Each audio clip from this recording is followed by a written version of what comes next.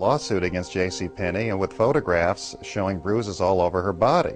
Later, Janet and her kids admitted under oath that her ex-husband David regularly beat her and their children, and that they had lied earlier in the JCPenney deposition.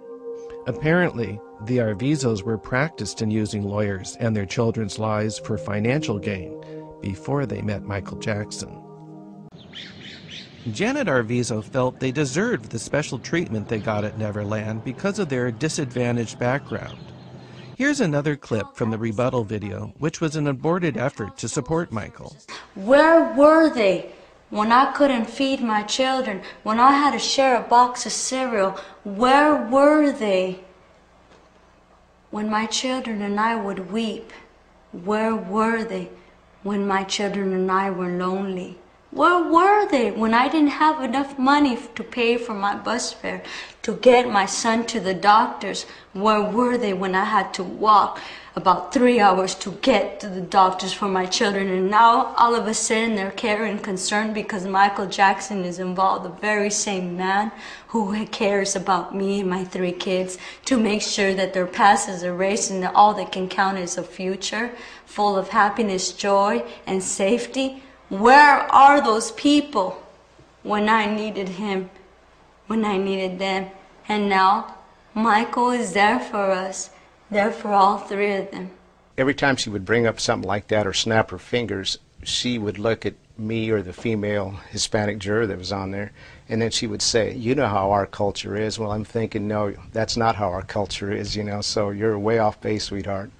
At the trial, the Arvizos claimed that they were forced to make this rebuttal video and to say complimentary things about Michael Jackson, and that it was all scripted for them. Many found this difficult to believe, especially after this segment was played. Wait, you know how these Bashir, you know how Bashir zoomed in on him holding hands? Do that the same thing. Because you know because that's what a mother does with a son, or a father does with a son, you know? Yeah. And they try to make it out to be something wrong and dirty. Put your back straight.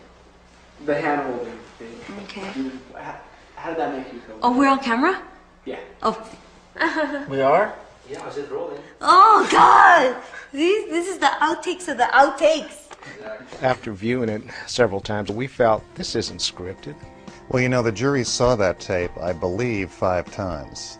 So they had ample ability to decide whether she looked like she was being coerced and whether everything she said was memorized or scripted. And I think the verdict speaks for itself. Were the Arvizos skilled manipulators or honest everyday people? Here's one of the tapes where this question came up. This is the video where the sheriffs questioned Gavin about being molested by Michael Jackson. You can sit right there, buddy. And we are going to try our best to make a case, okay, a criminal case. We're going to try our best. But you need to understand that we're going to need your cooperation. And Gavin, can you tell us what your conversations, what you guys talked about? Talked about, like, video games and people he knew and like famous people. He talked about Neverland and cartoons and Simpsons and stuff. He said that he has something that can relax me, and because he says that I know you're stressed out about all the stuff that's going on, so I have something that can relax you. He went to the room and he emptied a Coke can, and I think it was Diet Coke, I don't know. But he got a bottle of wine and he put it in there, and then he took it to me and I asked him, well, he said drink it, and I said, what's that? And he said, it's drinking, so I drank it. And I didn't like the taste, and I asked him, man, what is it? And he said, it's wine, it'll help you. Just keep drinking it. I kept on drinking it. And my head started hurting and stuff. I felt. Okay. That wasn't right, was it? No, especially with your condition. Yeah. When I saw this for the first time, I thought, if Gavin is lying, he's really doing a good job. But that was before I heard he and his siblings were studying acting and had lied in the earlier JCPenney's sexual molestation lawsuit. Their personal wish humongous wish is to be in movies. Apparently, the jury wasn't convinced by Gavin's performance in the sheriff's interview. Actually, that tape became very important. Most of us felt the same way, that we were looking for his demeanor. How was his body? Was he, moving around a lot? Was he nervous? Was he anxious? And he didn't seem to come across that of someone that had been molested. He just looked like someone that was just having fun, like being at a video arcade or something. He didn't seem nervous at all. And we felt that the police were trying to get him to say things that they wanted him to say so they could have that recorded. He said that boys have to masturbate, because if we don't, we go crazy. He told me a story about this one boy that, he went and got a dog and he started having sex with the dog. He said that he wanted to show me how to masturbate. He wanted to show you how to masturbate? Okay. And I said no. And then he said, you do it for me. Okay. And did he do it for you?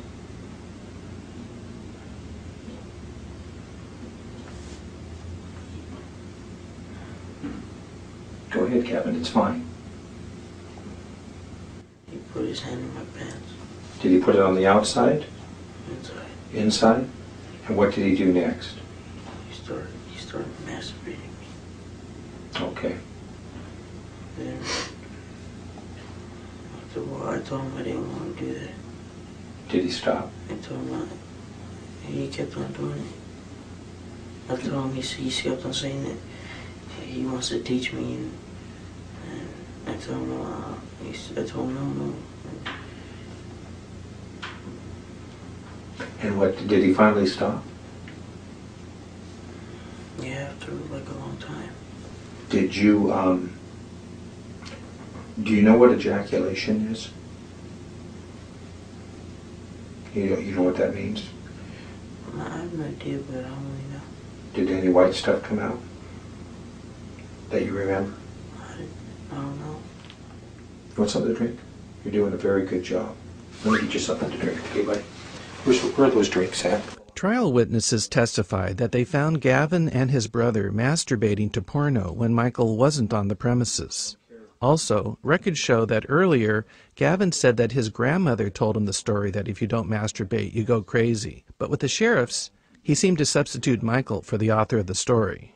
Michael Jackson has done wrong. Michael Jackson has done wrong to you and to your mother, and his friends that work for him, or his employees, have done wrong.